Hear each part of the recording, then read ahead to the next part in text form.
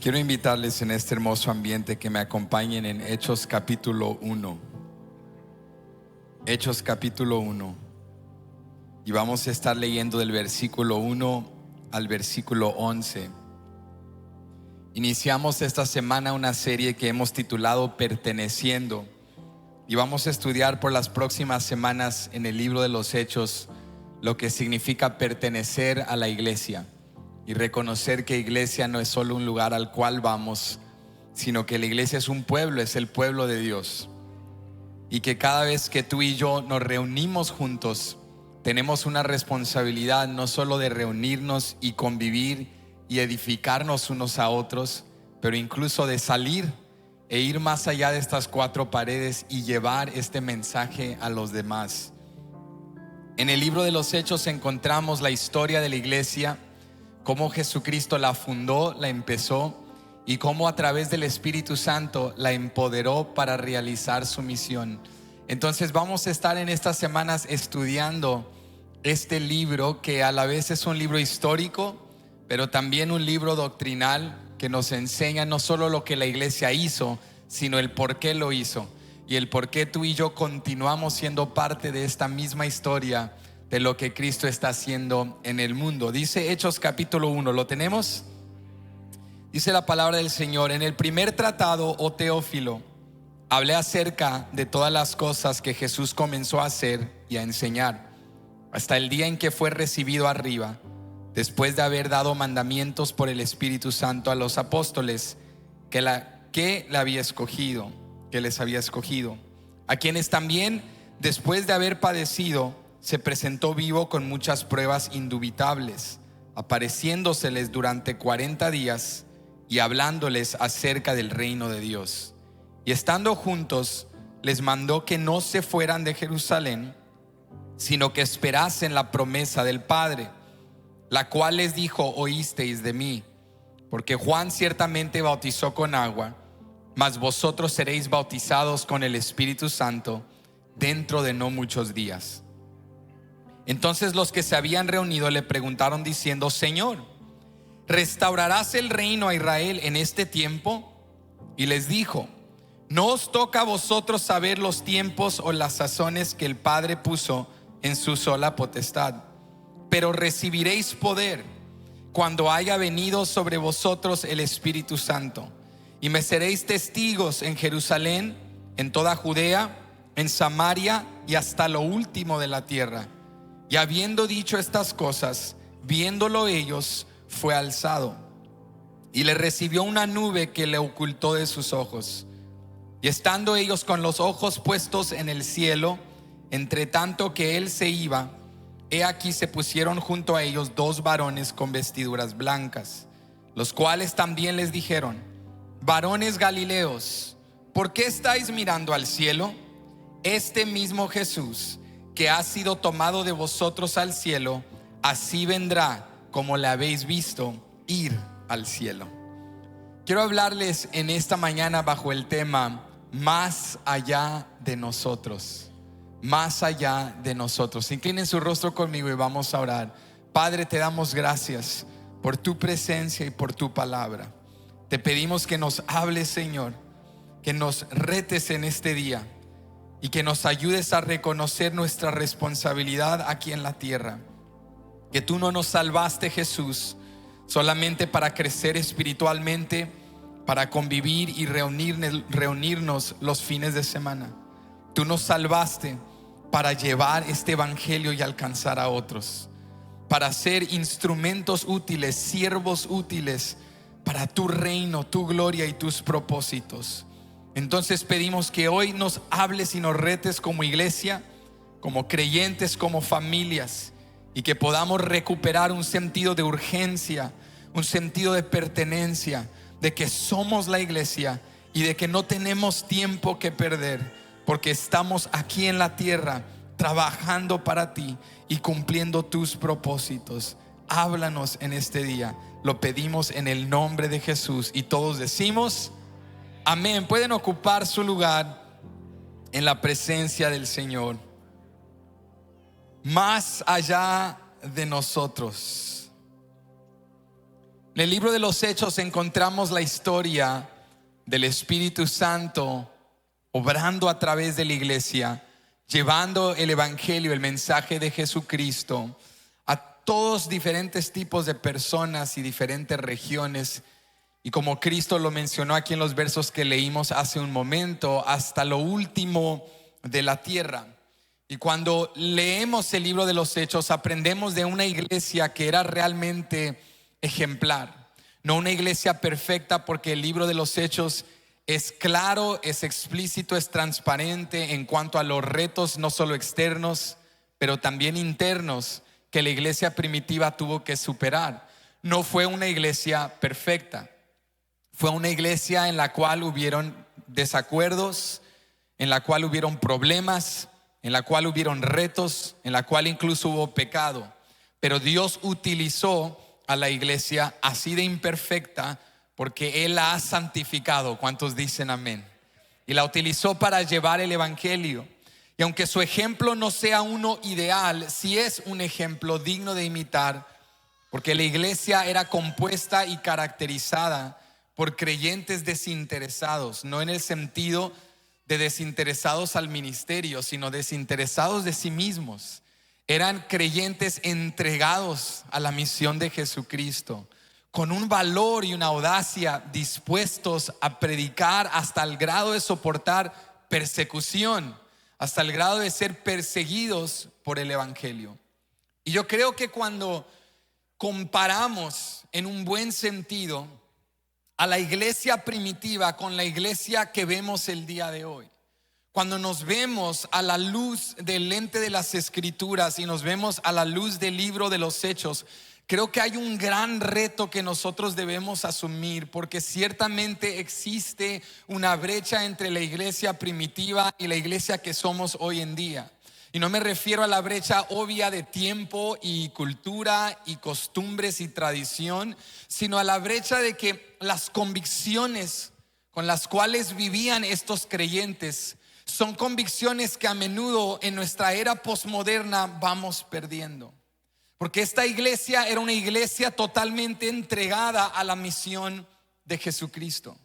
Y cuando evaluamos la iglesia el día de hoy, si somos autorreflexivos y sinceros, creo que vemos muchos de nosotros, muchos creyentes, que vivimos una espiritualidad individualista. Y a lo que me refiero con esto es que para muchos de nosotros el cristianismo se trata de nuestra vida espiritual. El cristianismo se trata de cómo Dios nos puede ayudar a nosotros a ser mejores seres humanos. Y el cristianismo no se trata de la misión de Dios. Pero cuando evaluamos y estudiamos la historia en el libro de los Hechos, vemos una iglesia totalmente distinta. Porque para la iglesia primitiva, el enfoque de su fe no era solamente su crecimiento espiritual, no era solamente su bendición propia o individual. El enfoque y la visión de la iglesia primitiva era cumplir la misión de Jesucristo. Y yo quiero retarte el día de hoy a ampliar tu concepto de tu llamado de Dios, del llamado divino sobre tu vida y de la misión que Jesucristo nos ha dado, porque aunque nuestro crecimiento espiritual es importante y el bienestar de nuestros hogares es un tema importante, y el que seamos creyentes saludables es importante, pero no es lo único importante. Por eso nuestro tema el día de hoy es más allá de nosotros. Más allá de nosotros mismos hay un llamado que Jesucristo nos ha dado de llevar el evangelio a los demás. ¿Cuántos dicen amén? Entonces el evangelio nos involucra, pero el evangelio no se trata de nosotros. Un cristianismo egocéntrico no es un cristianismo bíblico, porque lo más importante en tu vida y en mi vida no es nuestra felicidad. Lo más importante es que hagamos la voluntad de Dios, y cuando hacemos la voluntad de Dios somos realmente felices. El mundo en el cual vivimos nos dice que la felicidad es el fin más importante del ser humano, pero la Biblia nos dice que el fin más importante del ser humano es amar y temer a Dios. Y cuando tú amas y temes a Dios, el resultado de ese fin es que Dios te hace feliz y te bendice. Entonces vamos a hablar hoy no de un cristianismo centrado en nosotros mismos, no de una espiritualidad propia o individual, sino de un cristianismo centrado en lo que debería de estar centrado en la misión de Jesucristo. Hay tres cosas que te quiero enseñar hoy que aprendemos en Hechos 1 del 1 al 11. Tres cualidades que debemos ejercer si realmente vamos a llevar este mensaje más allá de nosotros mismos. Lo primero es que Dios nos ha dado en Cristo Jesús un propósito mayor. Todos digan un propósito mayor. Número 2, en el Espíritu Santo nos ha dado un poder sobrenatural. Di conmigo, poder sobrenatural. Y número 3, nos ha dado una perseverancia inquebrantable. Di conmigo, perseverancia inquebrantable. Un propósito mayor, un poder sobrenatural y una perseverancia inquebrantable. Lo primero que te quiero enseñar el día de hoy es que en Cristo tenemos un propósito mayor. Si vuelves conmigo, estamos en Hechos capítulo 1 y vamos a ver el verso 1 al verso 2. Mira cómo Lucas, el autor del libro de los Hechos, comienza este libro y a quién le está escribiendo. Dice el verso 1: en el primer tratado, oh Teófilo. ¿A quién le está escribiendo? Por si alguien va a dar a luz y necesita un nombre de niño, ahí está un ejemplo.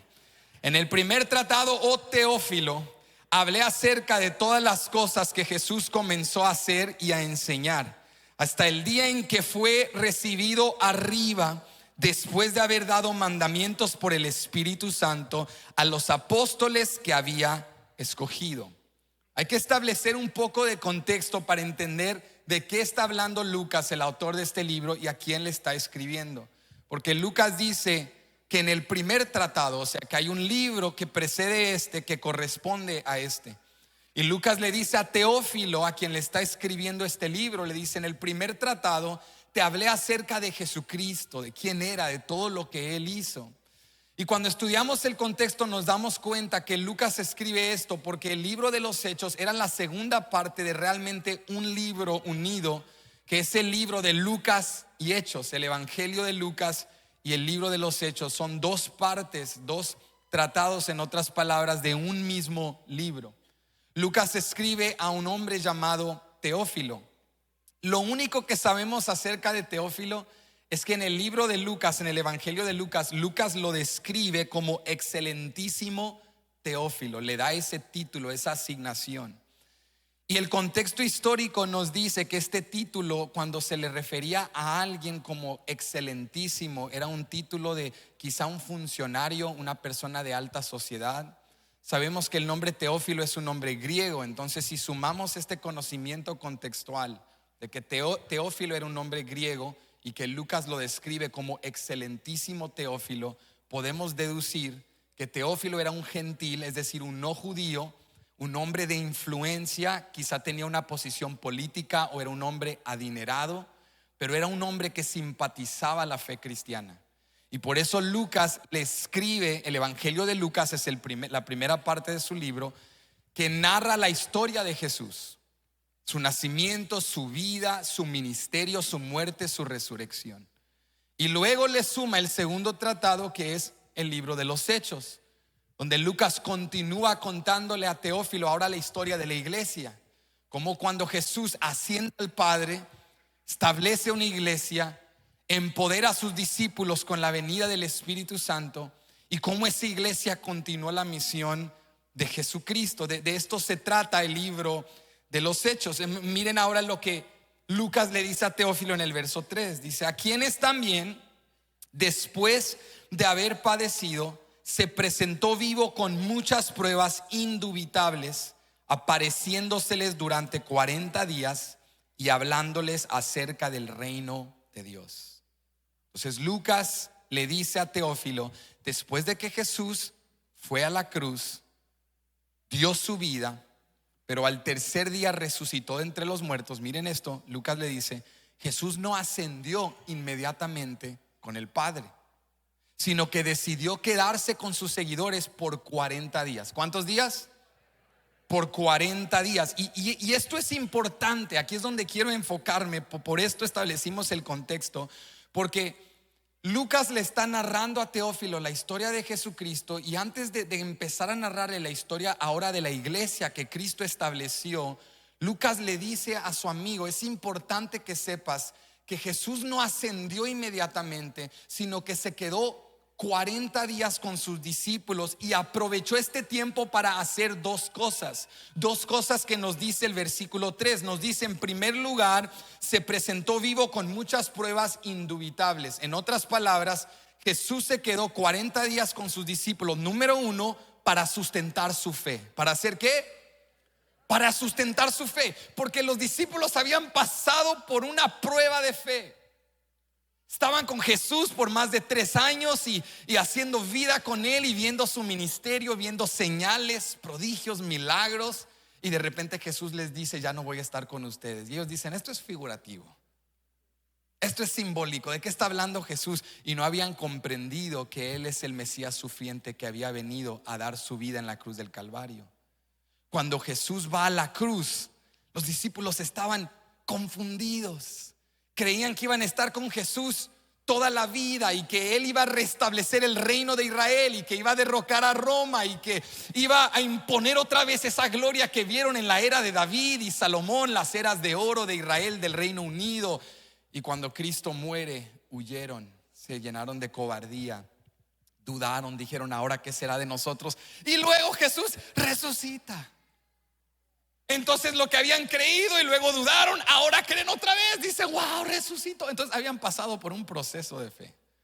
Estaban un poco animados, confundidos, expectantes, traumados, un poco de todo. ¿A alguien le ha pasado eso? Porque a veces así es el caminar de la fe. Dios te bendice y luego Dios permite que pases por pruebas. Y crees y luego dudas y luego reafirmas tu fe, porque Dios cumple sus promesas. Y eso ocurrió con los discípulos. Entonces Jesús no resucitó e inmediatamente ascendió. Decidió quedarse con ellos por 40 días para reafirmar y sustentar su fe, para que supieran, yo soy el Cristo resucitado. Y caminó con ellos y estuvo con ellos. El primer propósito fue fortalecer su fe. Pero en segundo lugar dice el verso 3, y hablándoles acerca del reino de Dios. El segundo propósito fue equiparlos. El segundo propósito fue ¿qué? Entonces sustentó su fe y luego los equipó. Cuando yo leo esto me hago una pregunta como lector de la Biblia, y mi pregunta es, ¿qué les pudo sumar en 40 días que no les había enseñado ya en más de 3 años? Por 3 años y medio Jesucristo estuvo en ministerio con ellos y les habló por medio de parábolas, y luego les habló claramente con sermones y les dio enseñanzas y sanó enfermos y les dio las nuevas del reino. ¿Por qué quedarse otros 40 días? ¿Qué les iba a sumar en 40 días más que no les había ya enseñado en más de 3 años de ministerio? Pero el hecho de que Cristo no solo resucitara y de inmediato ascendiera, sino que se quedara, es sumamente importante.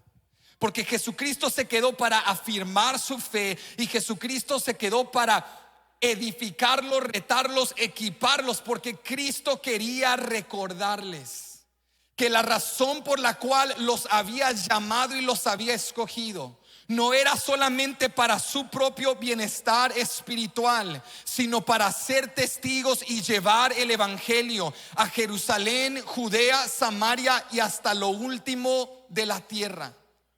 Escúchame, amigo, hermano, si tu concepto del cristianismo es que Dios envió a su Hijo a dar su vida en la cruz del Calvario por ti, y que Cristo resucitó de entre los muertos y envió al Espíritu Santo, la promesa del Padre, para que tú y yo viviéramos vidas prósperas y saludables y tuviéramos bonitas familias, y hasta ahí se queda el cristianismo, no hemos comprendido la gran comisión. Si Jesucristo, su propósito era darnos gloria y bendición, nos hubiese llevado directamente al cielo. Pero Cristo nos tiene aquí en la tierra porque Él nos ha dado un llamado para llevar el evangelio y alcanzar a los perdidos. Nuestro primer punto del día de hoy es que Dios te ha dado un propósito mayor. ¿Un propósito qué? Mayor.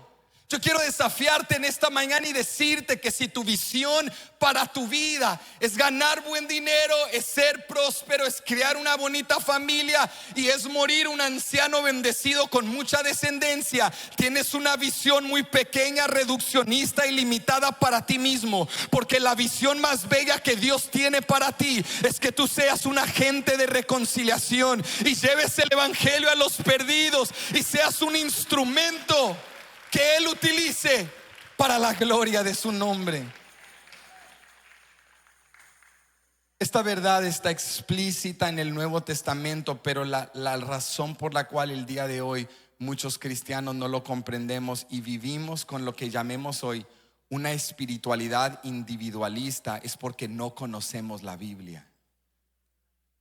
Es porque venimos a la iglesia y sentimos algo bonito y cantamos cantos, pero no leemos la Biblia. Porque si tú lees el Nuevo Testamento, es imposible que lo leas y no veas en todas las páginas que la misión de Dios al enviar a su Hijo es alcanzar a los perdidos.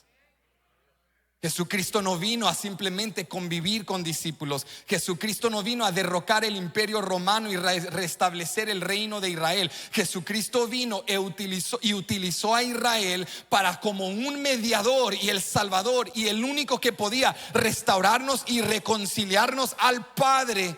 Jesucristo vino para salvar a pecadores. Y esto es claro en el libro de los Hechos, que Jesucristo estaba invitando a sus discípulos que no asciende inmediatamente, se queda con ellos por un tiempo para recordarles que Él les había dado un propósito mayor, no solo de ser sus discípulos, escúchame bien, pero de hacer discípulos.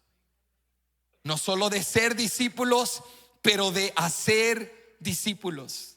Entonces, ¿cuál es la espiritualidad individualista con la cual vivimos muchos cristianos el día de hoy? La espiritualidad individualista se puede describir como la creencia de que la fe cristiana es una jornada privada y personal que no amerita el que yo salga y comparte el evangelio a los demás. Una espiritualidad individualista es una fe privada y personal.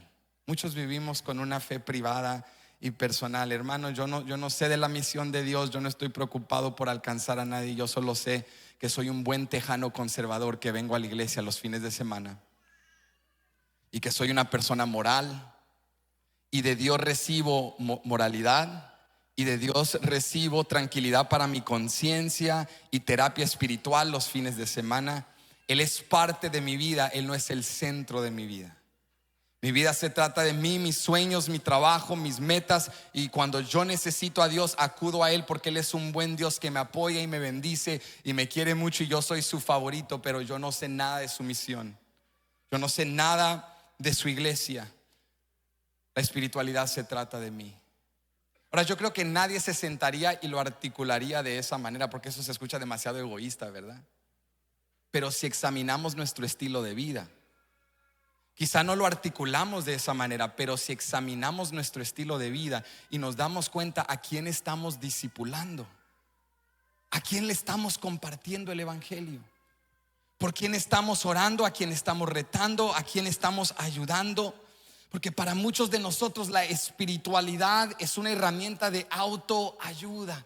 ¿Sabes que ese es un tema tan popular en nuestros días? Tú te metes en las redes, en el internet y donde quiera vas a encontrar información de autoayuda. Cómo ser mejor en tus finanzas, cómo ser mejor en tu salud, cómo tener mejores hábitos, cómo hacer esto y aquello. Y para muchos la espiritualidad del cristianismo viene a ser una herramienta en el tema abundante en el mundo de la autoayuda. Cómo Dios me puede sumar a mí, cómo Dios me puede bendecir a mí, cómo Dios me puede apoyar a mí. Todas mis oraciones son: Dios sáname, Dios bendíceme, Dios apóyame, Dios ayúdame. Y no quiero que me malentiendas el día de hoy, porque debemos ver el evangelio dentro de un equilibrio y evitar extremos. Ciertamente el evangelio se trata de la salvación. Nosotros no somos solo instrumentos y servidores, somos hijos e hijas. El evangelio se trata de la salvación. El evangelio no es un método de utilidad que Dios utilizó para emplear trabajadores.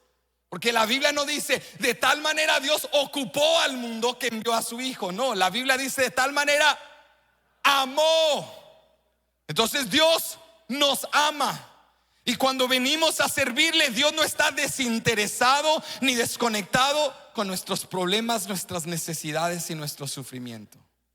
Cuando tú llegas, Dios no te mira con utilidad como un mero instrumento. A ver, ¿en qué me puedes servir? Y tú vienes dolido, herido, necesitado, y Dios descarta tus necesidades y dice: no, solo quiero usarte en mi reino, pero no me importa lo que te está pasando. No, el evangelio ciertamente es de salvación.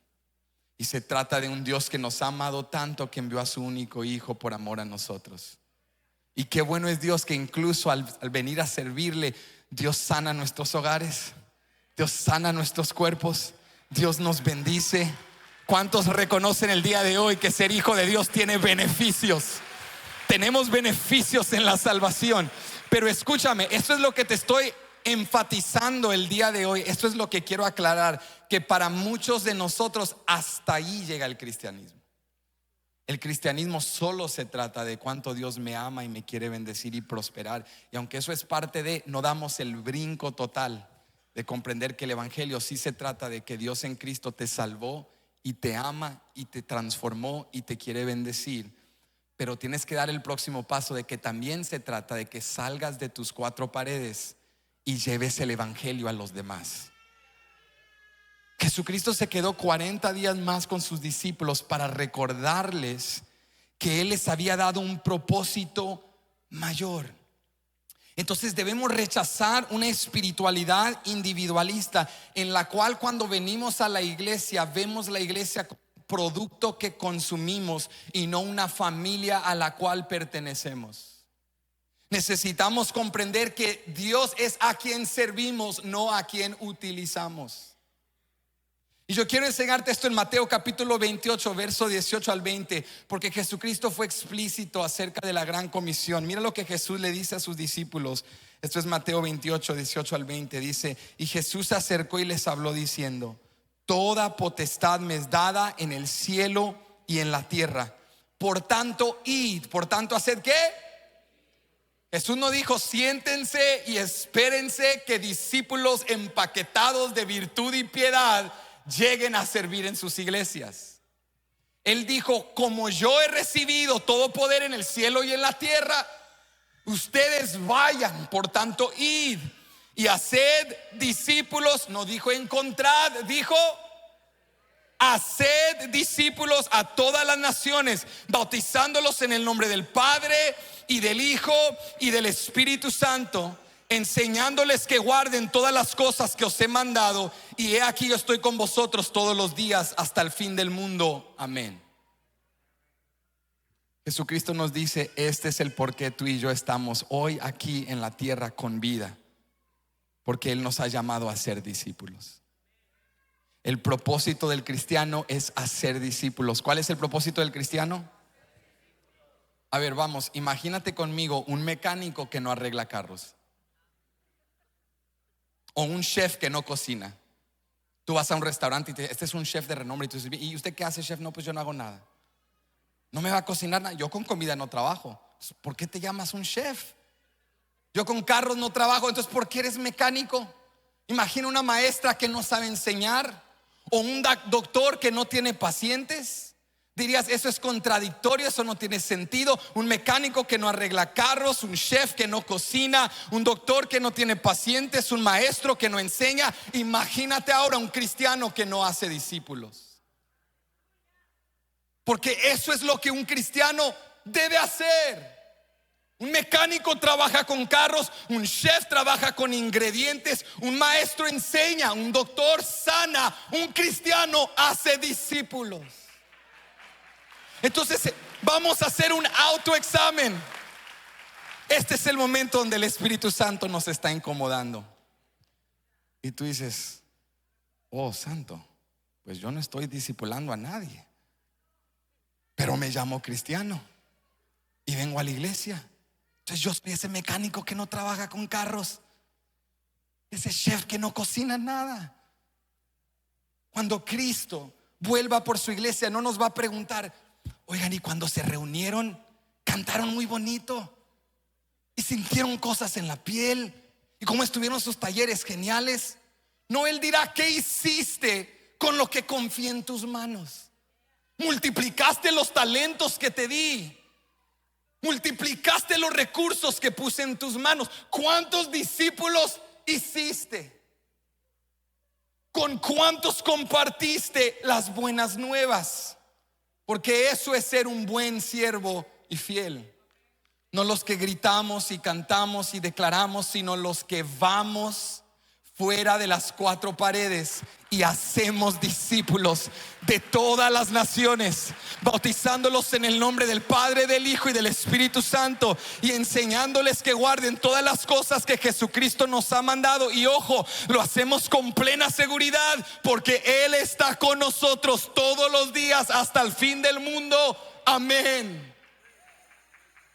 Tenemos un propósito mayor. Y esto es lo que Cristo encomendó a sus discípulos. Vuelve conmigo a Hechos 1, versículo 6. Mira esto. Entonces los que se habían reunido le preguntaron. Aquí están los discípulos con Él. Él está con ellos estos últimos 40 días. Los está preparando, está reafirmando su fe. Pero mira lo que ellos preguntan. Entonces los que se habían reunido le preguntaron diciendo: Señor, ¿restaurarás el reino de Israel en este tiempo? Y les dijo: no os toca a vosotros saber los tiempos o las sazones que el Padre puso en su sola potestad. ¿Nunca te ha pasado que le haces una pregunta a Dios y luego Dios te contesta algo que tú no preguntaste? Como: Dios, ¿cuándo me vas a bendecir? Y Dios te dice: deja de faltarle el respeto a tu esposa. Y tú dices: pero eso no es lo que te pregunté, Dios. Y Dios dice: sí, pero eso es lo que me deberías de haber preguntado. Me deberías de haber preguntado: Dios, ¿cuál es tu voluntad para mí? No: Dios, ¿cuándo me vas a bendecir? Le decimos: Señor, ¿cuándo me vas a prosperar? ¿Cuándo vas a hacer? Y Dios dice: ¿estás sembrando en mi reino? Entonces, Dios, yo no te pregunté si estoy sembrando en tu reino, te pregunté cuándo me vas a prosperar. Y Dios dice: es que eso es lo que me deberías de haber preguntado. Porque los discípulos revelan su corazón. Jesús les está hablando del reino de Dios. Y mientras Jesús les está hablando del reino de Dios, su enfoque está en el reino de Israel. Y la pregunta de ellos es: ¿cuándo vas a restablecer el reino de Israel? ¿Cuándo vas a derrocar el imperio romano y nos vas a dar la gloria como en la era de oro? Y Jesucristo del todo ignora su pregunta y les dice: no les corresponde a ustedes saber tiempos ni sazones, eso le corresponde a Dios. A ustedes les corresponde ser testigos y hacer discípulos. Porque lo que Jesucristo nos está enseñando es que a veces nuestro enfoque está en un propósito pequeño, reduccionista, individualista, y no el propósito mayor que Dios tiene para nosotros. ¿Qué deberían de haber preguntado los discípulos? Bueno, se supone que después de haber hecho salvos, redimidos, restaurados y ver al Cristo resucitado, deberían de haber dicho: Dios, tú eres grande, tú eres merecedor de toda la gloria. Jesús, ¿qué quieres de nosotros? Te debemos todo lo que somos. ¿Cuál es tu voluntad para nosotros? Pero su pregunta no era cuál es tu voluntad para nosotros. Su pregunta es: ¿cuándo vas a cumplir nuestra agenda? ¿Cuándo vas a traer avivamiento nacional a Israel? Y Jesucristo vuelve a enfocar su visión y les recuerda que su propósito era mayor que Israel. No excluía a Israel. Israel tenía un lugar especial en el plan redentor de Dios, pero era mayor que Israel. Era una visión global, era una visión de llevar el evangelio. Mira lo que Jesucristo les responde en el versículo 8: pero recibiréis poder cuando haya venido sobre vosotros el Espíritu Santo, y me seréis testigos. Mira esto: en Jerusalén, ahí estaban bien; en Judea se incomodaron un poco, y en Samaria, y dijeron: ah, no, Jesús, Samaria, y hasta lo último de la tierra. Llevar el evangelio a sitios incómodos, a pueblos mestizos, mixtos, a llevar el evangelio a gentiles, no judíos, a ir a lugares que son incómodos para nosotros. Pero vuelvo y reitero, Jesucristo les estaba revelando no la voluntad o la agenda que ellos tenían para ellos mismos, sino la voluntad de Jesús para ellos. Nosotros como iglesia de Cristo Jesús tenemos un propósito mayor, y esto se trata de más que nuestro crecimiento espiritual. Nuestro crecimiento espiritual es parte de, pero escúchame, hermano, lo más importante en tu vida y en mi vida es hacer la voluntad de Dios, es cumplir los propósitos de Dios. Vivimos en un mundo que nos dice que el fin más importante del hombre es la felicidad. Cuando la Biblia nos enseña que el fin más importante del hombre es amar y temer a Dios, y cuando haces eso, Él te hace feliz. Repetimos esto porque esta es la cultura del mundo en el cual vivimos, que nos enseña todo el día con mensajes y con temas constantes. Busca tu felicidad, busca lo que a ti te hace alegre, usa a Dios cuando te conviene, ve a Dios cuando lo necesitas. Pero Jesucristo aquí le recuerda a sus discípulos: yo los he llamado a ser testigos, a llevar mi mensaje. Mira el orden progresivo de la expansión de las buenas nuevas de Jesús. En Jerusalén, en Judea. Jerusalén era su hogar, era lo que era cómodo, lo que era fácil a su pueblo. Judea, la región en la cual estaban. Y luego Samaria, al norte de Judea, que era ya incómodo porque era un pueblo mestizo. Y luego dice: hasta lo último de la tierra. Llevar el evangelio hasta lo último de la tierra. En Cristo tenemos en primer lugar un propósito mayor. Pero número dos, mira esto: para ese propósito mayor Él nos ha dado un poder sobrenatural. Jesús les dice en el versículo 4, mira esto, vuelve conmigo al versículo 4: y estando juntos les mandó que no se fueran de Jerusalén, sino que esperasen la promesa del Padre, la cual les dijo: oísteis de mí. Porque Juan ciertamente bautizó con agua, mas vosotros seréis bautizados con el Espíritu Santo dentro de no muchos días. Ahora, esto es importante porque yo pienso que cuando los discípulos escucharon la gran comisión que leímos en Mateo 28, cuando ellos escucharon lo que Jesús esperaba de ellos, yo pienso que lo que ellos sintieron no fue emoción, no fue alegría, sino que se sintieron abrumados. Porque quiero decirte el día de hoy algo muy importante: que la gran comisión debe abrumarte. El llevar el evangelio a todas las naciones, el bautizarlos en el nombre del Padre, del Hijo y del Espíritu Santo, el hacer discípulos, el enseñarles lo que Jesús nos ha enseñado, eso debe de abrumarnos, porque no es cosa fácil ir y predicar el evangelio. Es más, yo te diría el día de hoy que si tú escuchas el llamado de llevar el evangelio y no te sientes abrumado, creo que no lo has entendido. Si tú escuchas el llamado de seguir a Jesús y llevar el evangelio y tú dices: esto yo lo puedo hacer, como que no lo has comprendido. El llamado debe abrumarte. Y cuando te abruma, eso es bueno, porque el llamado de la gran comisión no es algo que se puede cumplir con fuerzas humanas. El llamado de la gran comisión debe abrumarnos, porque nos debe apuntar al poder del Espíritu Santo. Porque nos debe llevar a reconocer que no podemos hacer lo que Cristo nos ha llamado a hacer si Cristo no nos empodera con el Espíritu Santo. Pero hay buenas noticias, porque no solo nos dio la gran comisión, sino que también el Padre cumplió la promesa y envió al Espíritu Santo. Y ahora nosotros somos morada del Espíritu Santo. ¿Cuántos dicen amén? Entonces, para la gran comisión, para esta visión y propósito mayor que Dios nos ha dado, también nos ha dado el poder sobrenatural para hacer lo que Él nos ha llamado a hacer, que sin Él nunca podríamos lograr.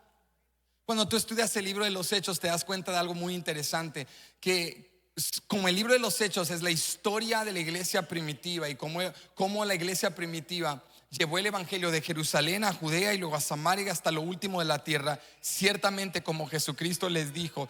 Te das cuenta de algo muy interesante: que aunque el libro de los Hechos es la historia de la iglesia primitiva, no nos cuenta en detalle los métodos y las estrategias ministeriales que la iglesia primitiva empleó para expandir el evangelio.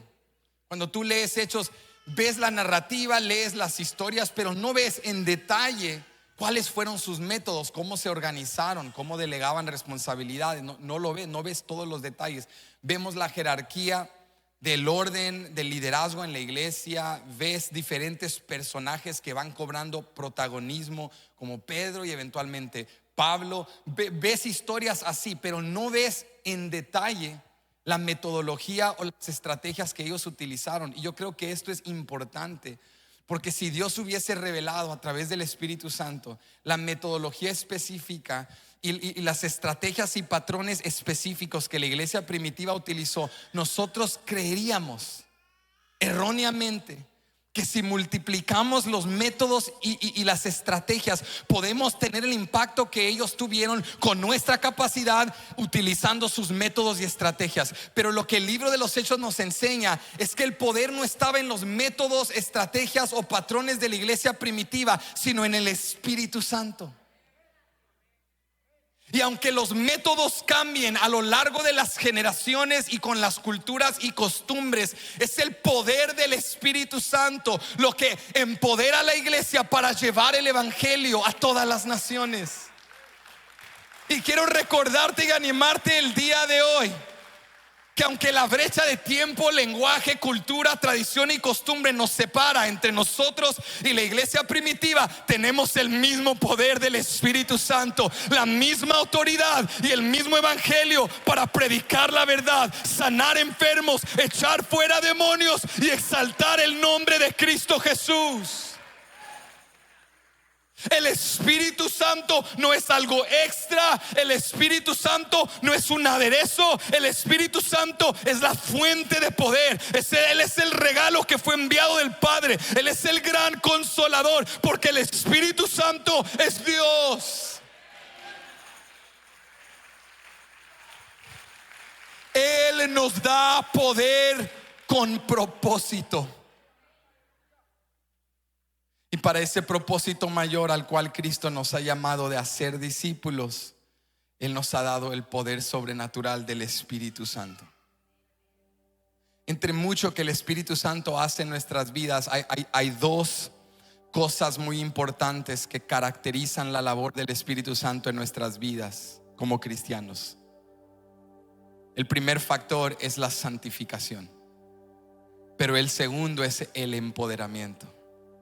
El Espíritu Santo nos santifica, nos va conformando a la imagen y semejanza de Jesucristo, nos convence de pecados, nos redarguye, nos dirige a la verdad. El Espíritu Santo nos da iluminación al estudiar las Escrituras. El Espíritu Santo nos da convicción para pararnos firmes en las cosas que creemos. El Espíritu Santo intercede por nosotros con gemidos indecibles, y cuando no tenemos palabras para articular lo que estamos viviendo y lo que necesitamos de Dios, el Espíritu Santo intercede por nosotros. El Espíritu Santo fluye por medio de dones que Dios ha dado a la iglesia en Cristo Jesús. El Espíritu Santo nos santifica, pero el Espíritu Santo, escucha esto, no solo nos santifica, también nos empodera.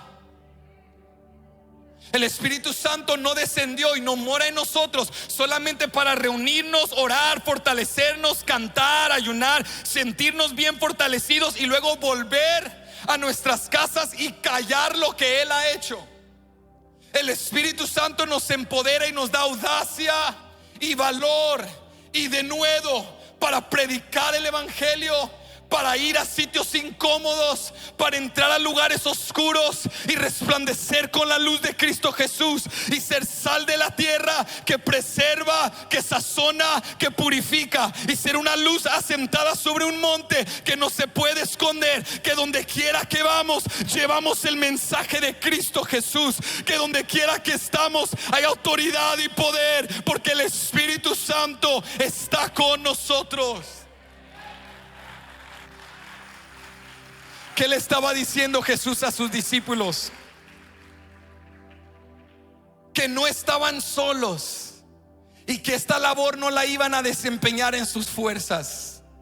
Jesús les estaba diciendo: cuando el Espíritu Santo se derrame y descienda sobre vosotros, recibirán poder. ¿Recibirán qué?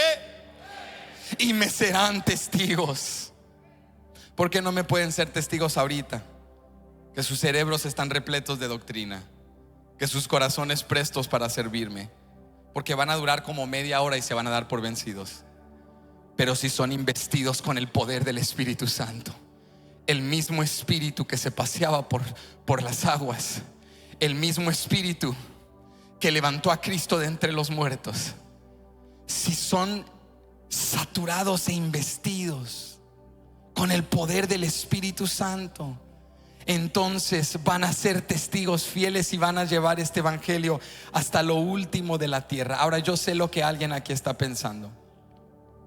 Yo creo que alguien está escuchando esto y dice: ok, Benji, sí, se escucha emocionante, sumarme a la gran comisión, propósito mayor, poder sobrenatural, se escucha muy bien, pero ¿cómo me voy a enfocar yo en los perdidos y en las naciones si apenas puedo conmigo mismo? No tengo ni tiempo para pensar en las naciones si apenas puedo con mis hijos. Hay una hermana aquí pensando: pastor, ¿cómo voy a pensar en llevar el evangelio a los perdidos si mire este esposo apático con el cual estoy lidiando? Yo apenas puedo con los míos, apenas puedo con mi casa. A veces sentimos que ni fuerzas tenemos. A veces no es un desinterés, no es una negligencia, no es que no nos importe, es que sentimos que literalmente no tenemos la capacidad ni la energía para orar por los perdidos cuando apenas estás tratando de sobrevivir. ¿Alguien sabe lo que es superar una semana de supervivencia? Que tú llegas a la iglesia y la gente te ve así alegre, pero no tienen la menor idea que llegar a este servicio fue un milagro de Dios. Superar esta semana fue un milagro de Dios. Lo que viví, ¿cómo voy a andar yo orando por continentes, misioneros, el Metroplex, Dallas, Fort Worth, si apenas puedo con mi casa? Pero quiero enfatizarte algo importante. Si tú haces esto solo, es una labor imposible. Si yo solo trato de vivir en santidad, liderar mi hogar, ser un buen cónyuge, ser fiel, no caer ante la tentación, superar los ataques de Satanás, y encima de eso orar por otros, llevar el evangelio, predicar la palabra, permanecer fiel, estudiar la Biblia, buscar a Dios. Si yo trato de hacer esto solo, esta labor es imposible. Me rindo contigo, juntos tiramos la toalla. Te lo acepto que es muy difícil cuando ya tu paquete es demasiado pensar en la gran comisión. Pero quiero recordarte esta mañana que no estás solo. Si estuvieras solo, ser padre, ser cónyuge, ser líder, ser trabajador, ser patrón, vivir en santidad y cumplir la gran comisión sería imposible si estuvieras solo. Pero no estás solo. Él ha enviado al glorioso Espíritu Santo.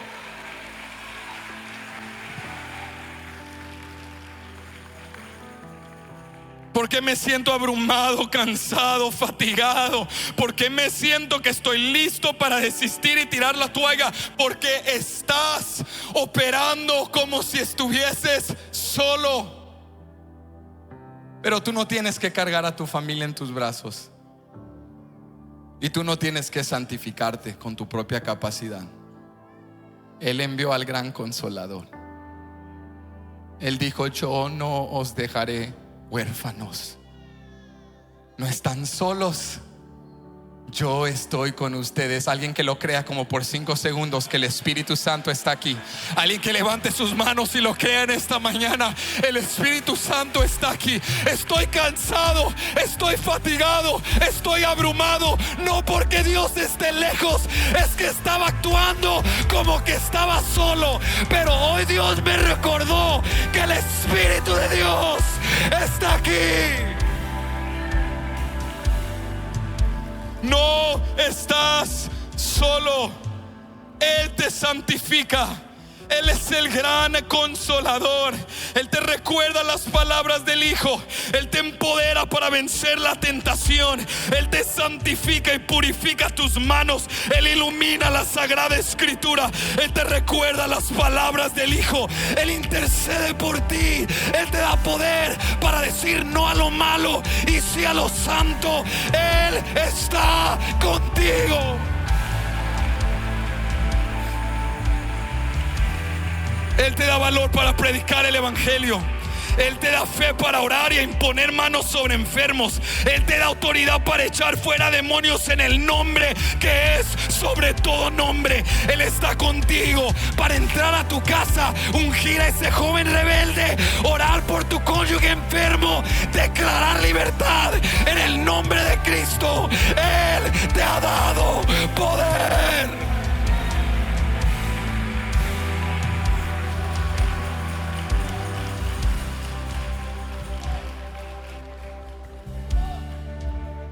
dejes que el enemigo te tenga atado, un creyente cohibido, limitado, desanimado, triste, sintiéndote no equipado, sintiéndote solo y abandonado. Escúchame, la ascensión de Cristo no fue abandono, porque al ascender Él envió al Espíritu Santo.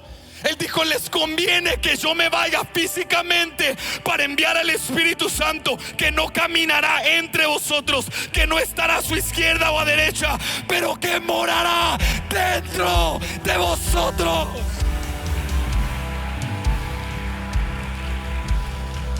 Él dijo en Juan capítulo 14, verso 15 al 17, escucha esto: si me amáis, guardad mis mandamientos. Y yo rogaré al Padre y os dará otro consolador, para que esté con vosotros para siempre. ¿Cuándo? ¿Cuándo, iglesia?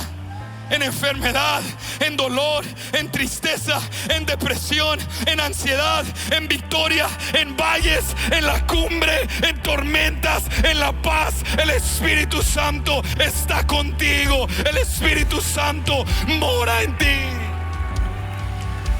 Él estará con vosotros, dijo, para siempre. El Espíritu de verdad, el cual el mundo no puede recibir porque no le ve ni le conoce, pero vosotros le conocéis, porque mora con vosotros y estará en vosotros.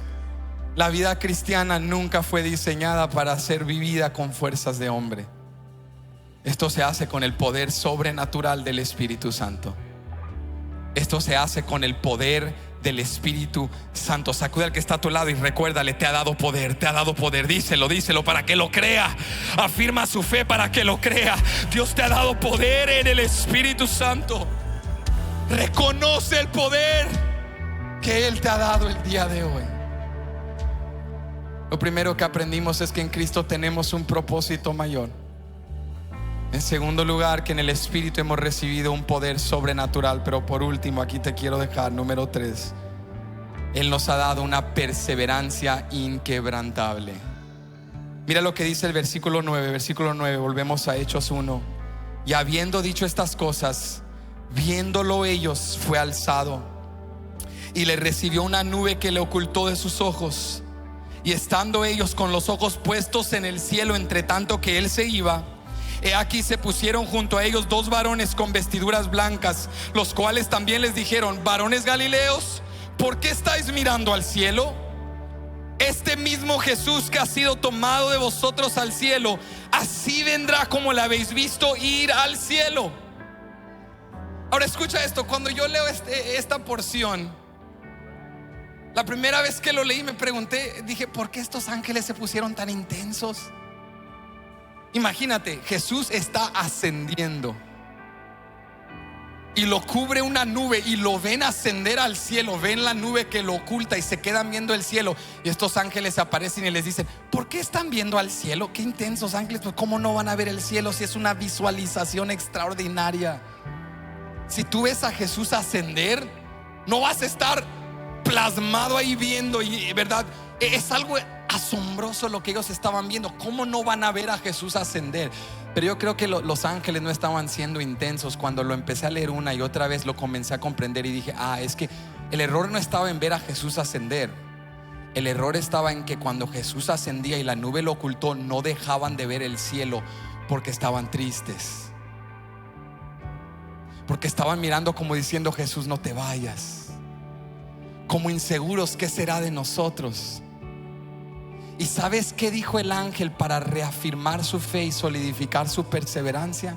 El ángel no les dijo: no se desanimen, échenle muchas ganas, entre ustedes anímense, échense porras, ustedes pueden, sí se puede, no, nada de eso. ¿Sabes qué les dijo el ángel?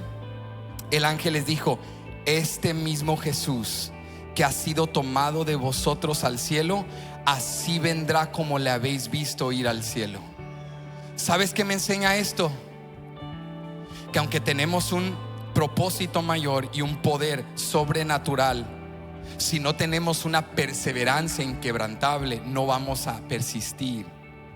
Cuando venga la prueba, la duda, como cuando estos discípulos miraron a Jesús ascender, y venga el temor, la incertidumbre, la preocupación, el afán, las presiones de tu familia, de tu hogar, y quieras dejar el TV grupo, y quieras dejar la iglesia, y quieres dejar de hacer el bien, y quieres soltar tu mano del arado, en ese momento lo que va a reafirmar tu fe y darte una perseverancia inquebrantable no son palabras del hombre, no es esfuerzo humano. Lo que te produce una perseverancia inquebrantable son las promesas de Dios en su palabra. El ángel les recordó lo que Cristo había prometido: así como lo vieron ascender, así lo verán regresar por vosotros. No están solos, Él volverá. Lo que te da perseverancia es la palabra de Dios, las promesas de Dios. Cuando te sientas debilitado, cuando quieras tirar la toalla, cuando tus hermanos en la fe te vean así, observando los cielos, esperando que algo venga, los ángeles, en otras palabras, les estaban diciendo: escuchen, así como lo vieron subir y ascender, Él volverá por vosotros. Pero acá a ustedes les corresponde trabajar. Y mientras esperan su venida, a ir y ser testigos, ir y hacer discípulos de todas las naciones, mientras esperamos en Él. ¿Y cuántos creen que Él volverá por nosotros? Pero mientras esperamos en Él, a trabajar. Sacude a dos personas y diles: a trabajar, a trabajar, a trabajar. No hay que perder ni un minuto. A ser discípulos, a predicar el evangelio, a ir más allá de nosotros y llevar el mensaje de Jesucristo. La ascensión de Jesús no fue abandono.